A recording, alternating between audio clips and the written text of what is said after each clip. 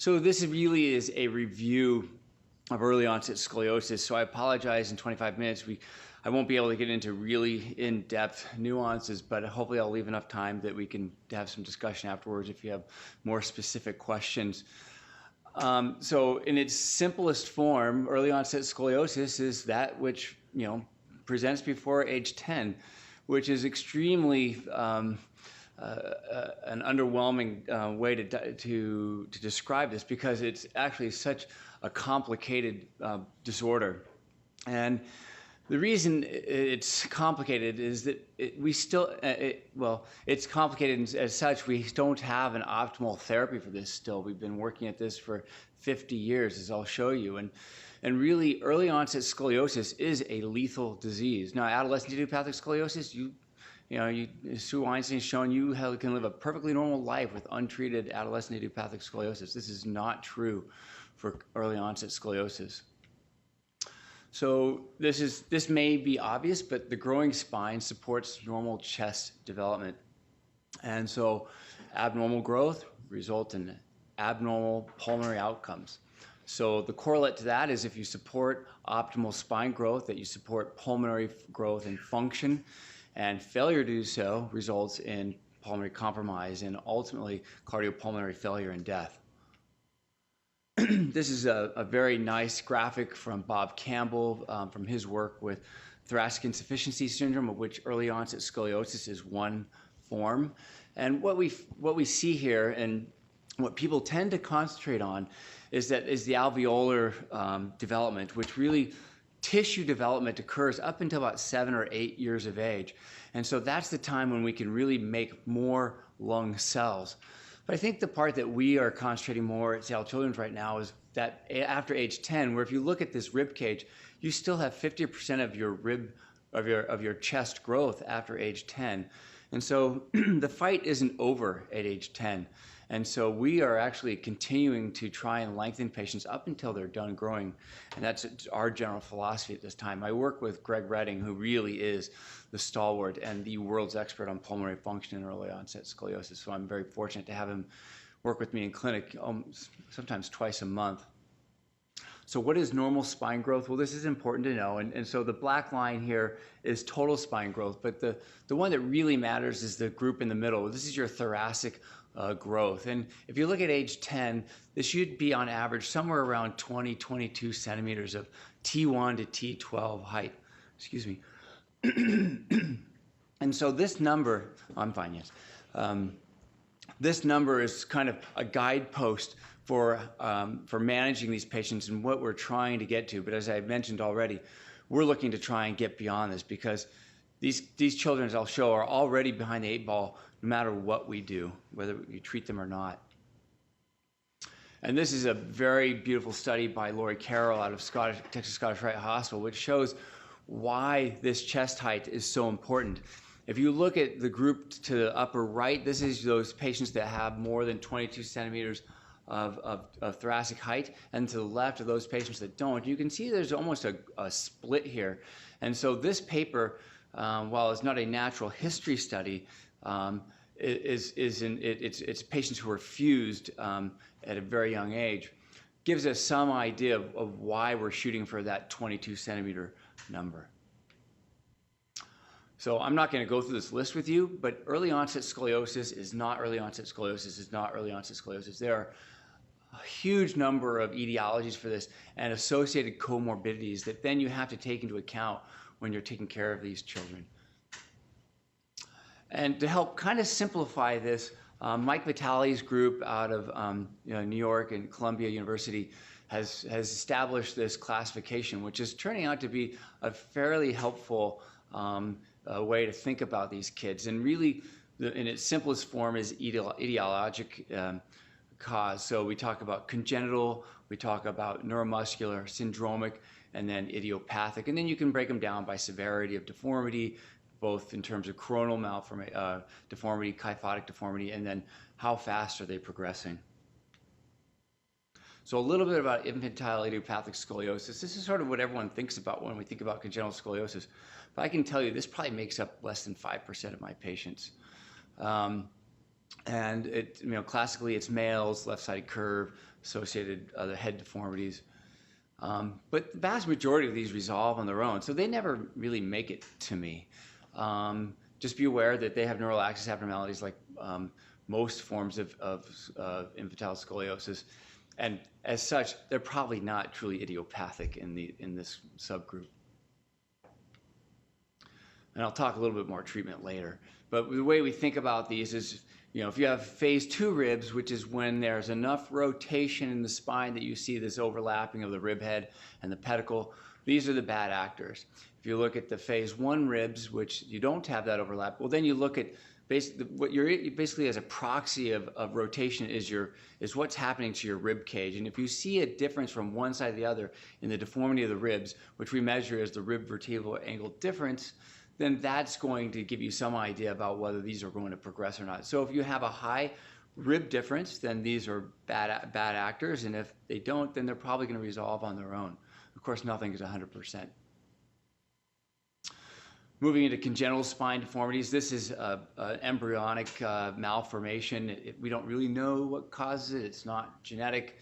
There may be some teratologic contributors, but we don't know for sure. But this would lead to congenital scoliosis. And again, this is pretty basic for all of you, but we have defects of formation and defects of segmentation, and most can be classified into one or the other, but most of them are going to be something like this, where it's a jigsaw puzzle.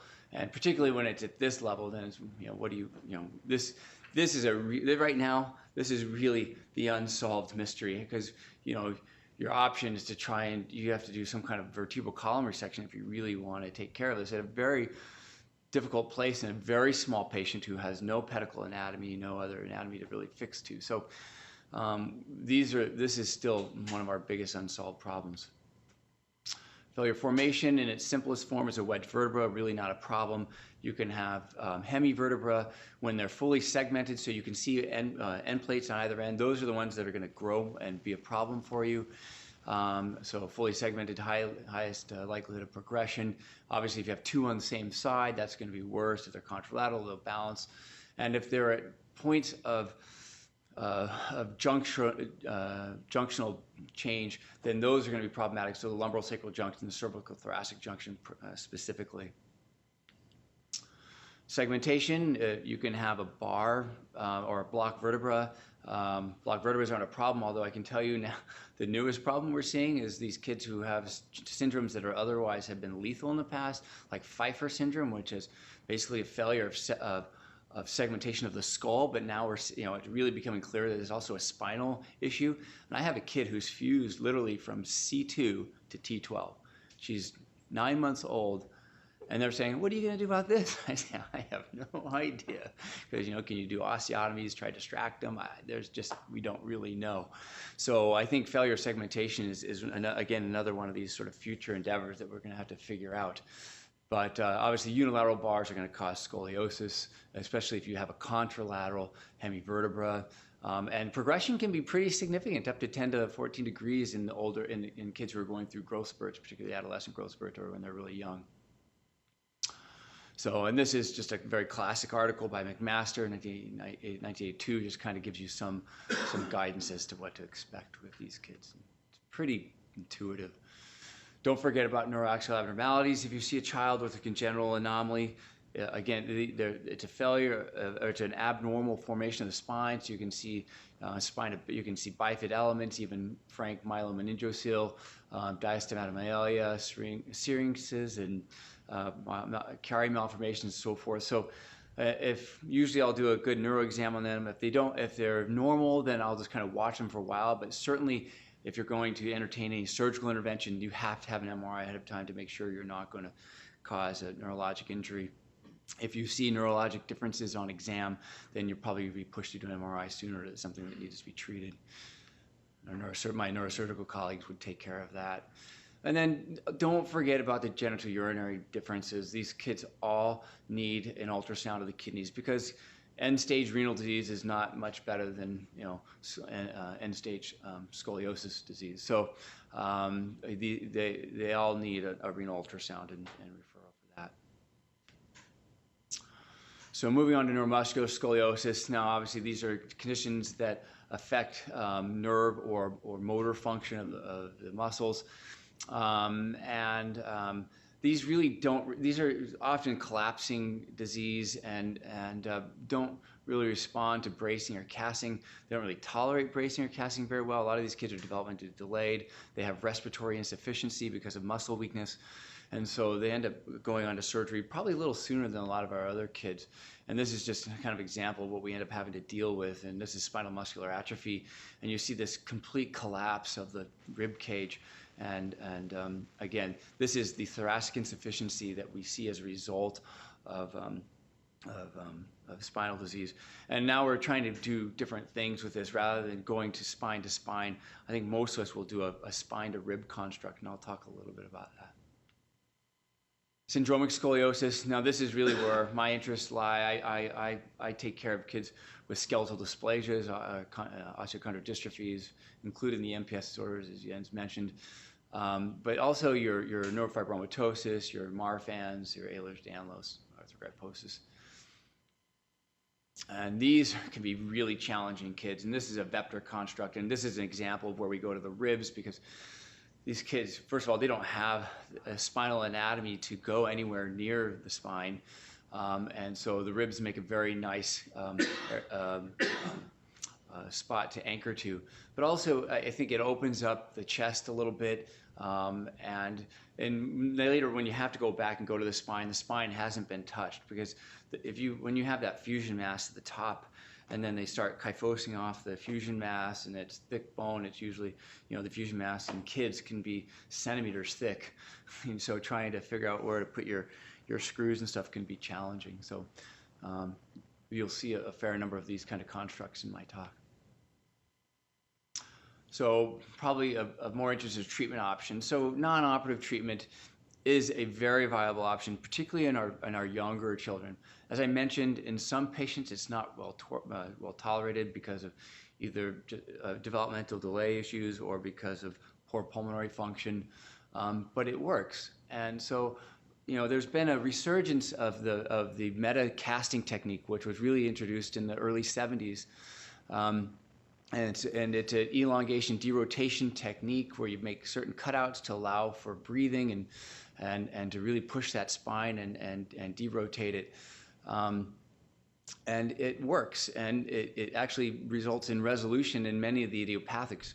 And you might argue that some of these idiopathics would get better on their own, but I think it's better than the natural history but it requires frequent anesthetics and cast change. You can't do this to a child who's awake. And there's some discussion about whether the congenital anomalies, the failures of segmentation, are responsive to this, but there are nice papers out now showing that this is a possible option, and certainly at least it's a delay tactic. And this was shown very nicely by Charlie Johnston, who's one of my mentors from fellowship.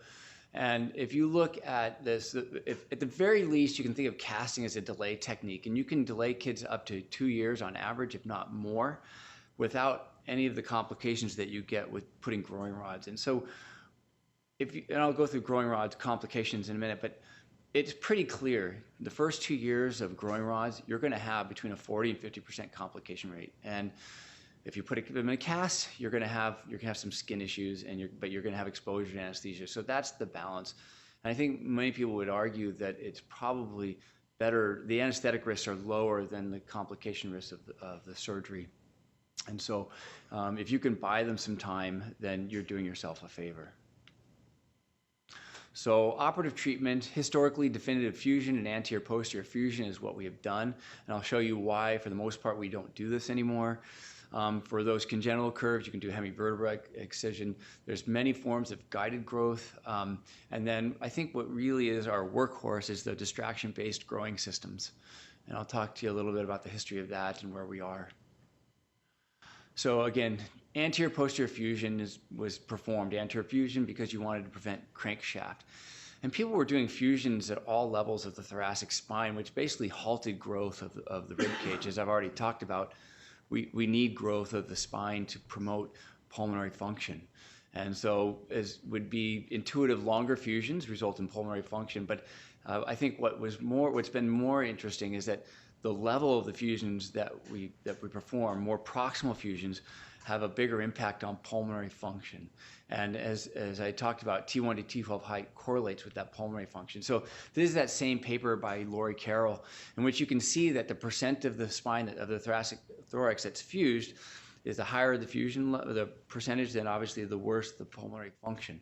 But if you look at the more proximal, the more cranial fusions, had a much poorer outcome as well. So if you're going to be doing a fusion, if you feel like you have to do a fusion, particularly for like kyphotic cases, which I'm not going to get into today, at the thoracolumbar junction, I'm not really so worried about that. If I'm fusing T10 to L1, I'm not so worried about the implications for the thorax. But if you're, you don't want to be fusing the whole thoracic spine, that's for sure. And this is just an example of the literature of hemivertebra anterior-posterior fusion. So hemivertebra excision, I'll talk about this a little bit, but this is really meant for those kids who have fixed decompensation. Generally, the young kids who already have a relatively large deformity where you can predict based on the data that we've already shown that they're going to get worse. This allows for maximum correction, and but it's not without its difficulties, particularly in young children. And this is just an example of a hemivertebra resection, which you can see. The data, the literature out there, the best papers are probably now about 10 years old. But you can do it if you're not comfortable doing an all posterior approach. An anterior posterior approach is perfectly acceptable. And you can have very good results with good correction and a low complication rate. And if you look at the literature out of Germany, Jürgen Harm's group and Michael Roof, they've popularized the all posterior approach. Again, it works very well. Probably has a little bit higher complication rate. And if you look at the age on these, most of these kids are having their surgery somewhere around between age 3 and 5. If you do it younger than that, they just don't have the pedicles to put instrumentation in. And by about age 5, then you have enough anatomy that you can get some good solid fixation into them. Vertebral stapling, this has been controversial over the last 15, 20 years, and I think you'll find that a lot of these techniques, there are champions and inventors, and it tends to be those people who have the best results. And I think the best indicator of whether something is effective or not is how universally adopted has a technique become. And I can tell you, this technique has not been well adopted. And the reason is, if you really critically look at the literature, this works in patients who can respond well to bracing and casting. So why would you go into the chest of a patient who you can just treat with a brace or a cast? It works for younger kids with small curves that are flexible. But so does bracing. Luque Trolley, which is no longer used, but I'll show you, there's a new technique which is sort of based on the Luque Trolley, and people are always kind of playing with this concept. But basically the idea that Luque had was he took Harrington rods, he put some laminar bands, and then basically let the spine grow off the rods, and and for his reports had good growth. And so we're looking at, if you can get 4 or 5 centimeters over a couple of years, then you're in good shape.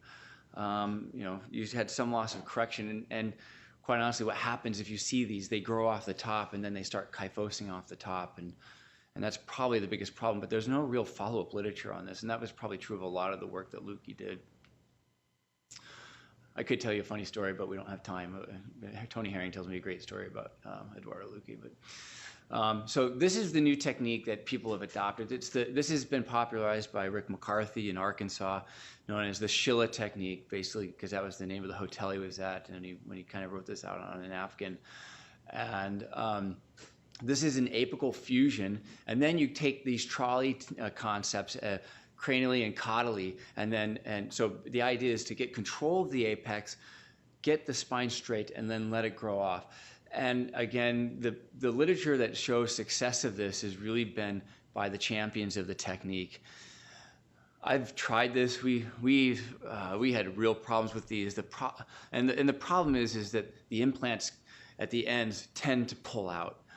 And then you're stuck with a fusion in the middle of the part of the spine, usually in the middle of the thoracic spine, which is the part that you don't want to fuse anyway, because that's the part you're trying to get to grow. And so then you end up with these complications, and it's hard to salvage. And so that's why we went away from it.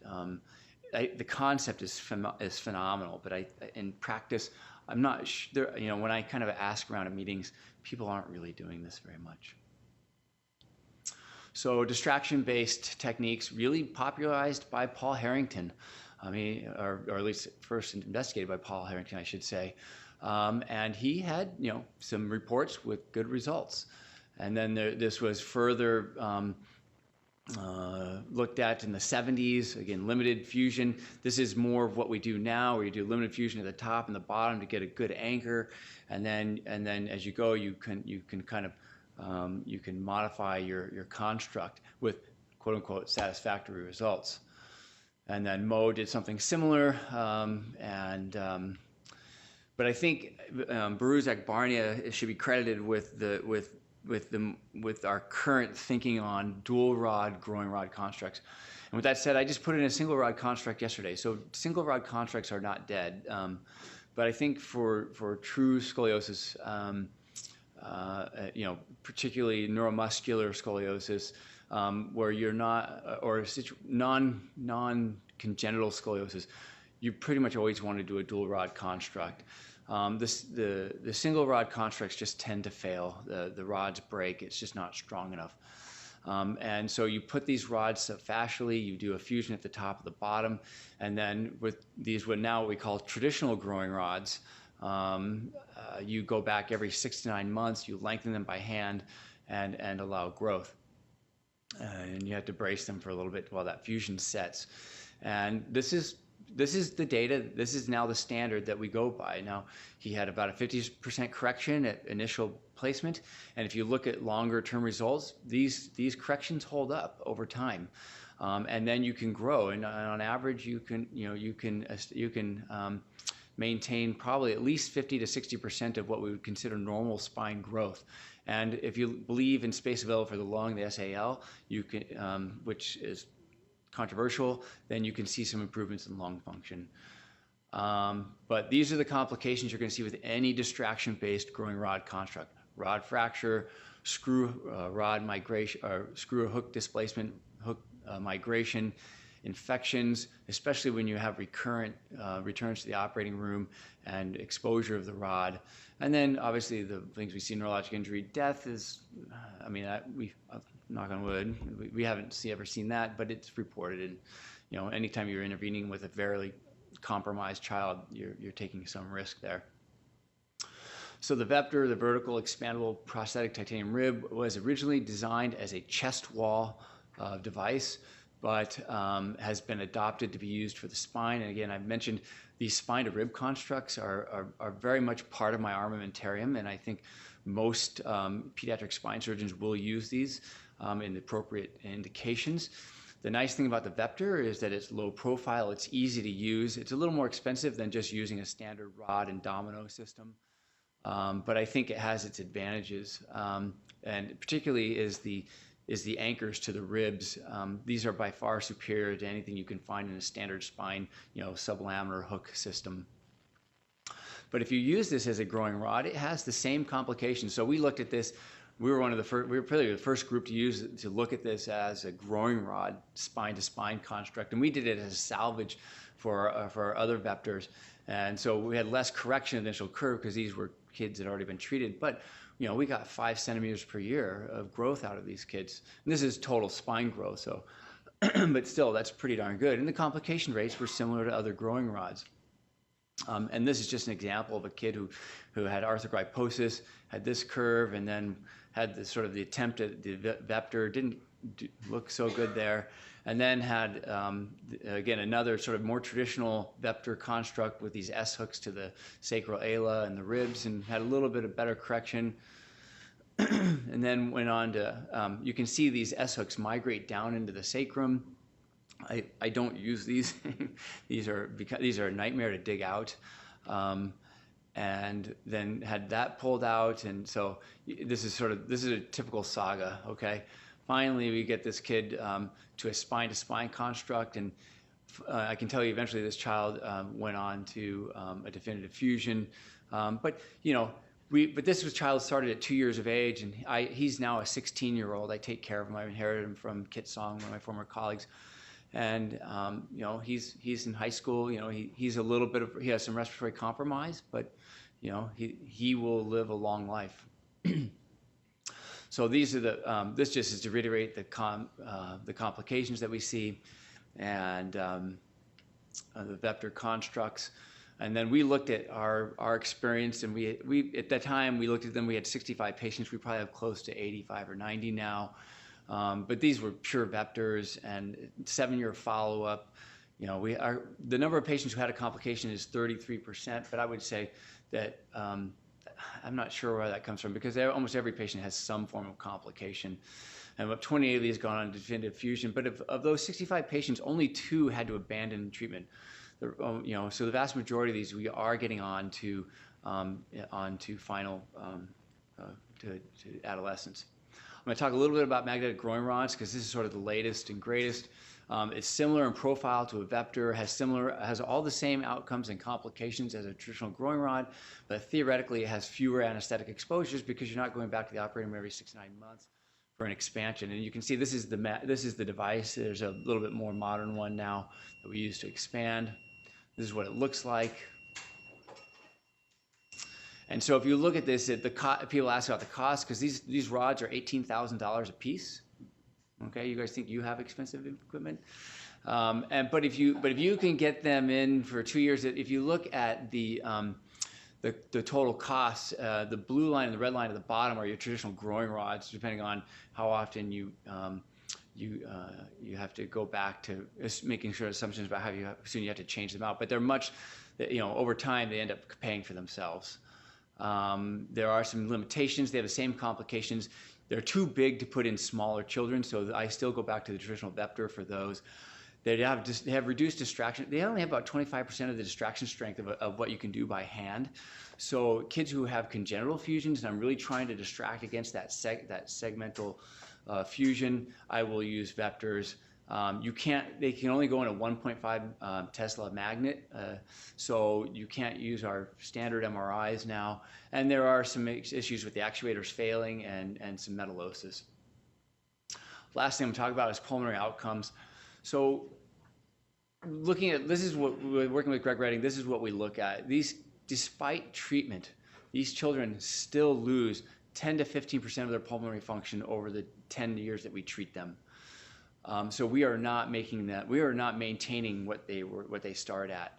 And what we're finding is they're also getting progressive obstructive disease, and they also have, many of them have sleep apnea. And we're just sort of, you know, get the tip of the iceberg in understanding their pulmonary function. All these years we spent trying to instrument them and figure out how to instrument them, but no one's really looked at what we're doing with their pulmonary function. So we have some papers on this that are coming out, and we kind of look at not all the kids are the same. You can break them down by the vitality classification, and they all do worse with bigger angles, but we're trying to sort this out. And then finally, understanding what is the role of the diaphragm, because as the chest spins, you know, it's not just chest wall restrictive issues, it's diaphragm changes. The diaphragm gets twisted as well, and it makes it weaker. And what we're finding is that these kids who have bigger deformities actually have a weaker diaphragm. And so bigger deformities and we look at muscle strength, not pulmonary function, not volumes, but the bigger the deformity, the weaker their diaphragm is. And so we don't really understand this. And so can you do something about the diaphragm as opposed to treating the spine? That's out of my expertise, but that's kind of that's where we are with that right now. So EOS is unsolved lethal disease. It's heterogeneous. There are many treatments, and that's usually a sign of a problem that doesn't have a good answer. And the cardiopulmonary disease persists, and so we need to understand that better. So thank you.